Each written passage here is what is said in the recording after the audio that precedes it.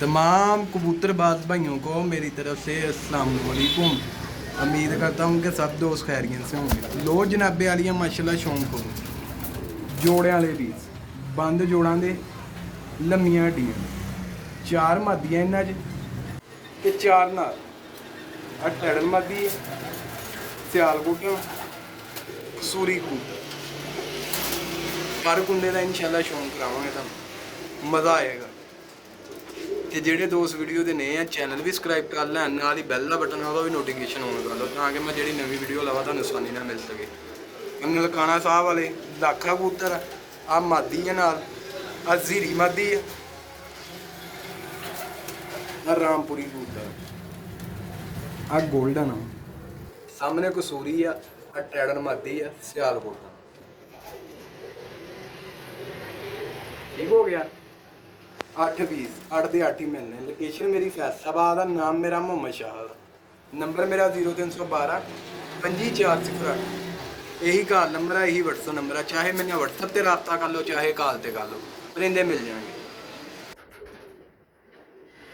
लो जनाब माशाल्लाह अख का शौक करो गोल्डन कबूतर का लाखा गोल्डन इन्होंने नलकाने साहब वाली मादी लगी हुई कटिया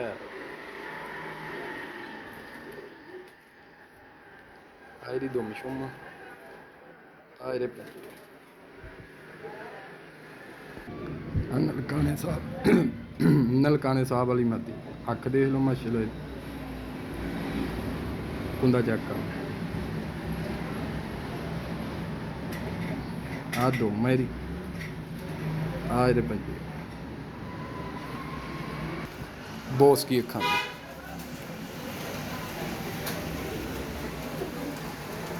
मेरी सिर्फ हल्की ये हड्डी विंगी है ओदा अंडे बच्चे करती कट्टी हुई आ कुंदा छोटी दुम मेरी आ एरे पंजे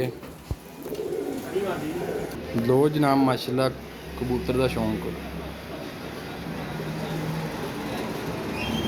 अख देख लो माशाल्लाह आ एरा कुंदा आ दुम मेरी आ एरे पंजे ठीक हो गया।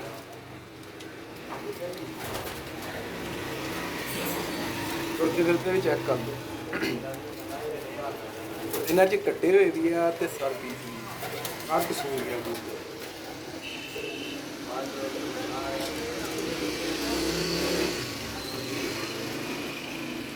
उम्मीद करता कि भरावां ने शौक कर लिया होना अल्लाह खैर करे इंशाल्लाह फिर साडी खिदमत च दोबारा हाज़र हों। ओके जी अल्लाह।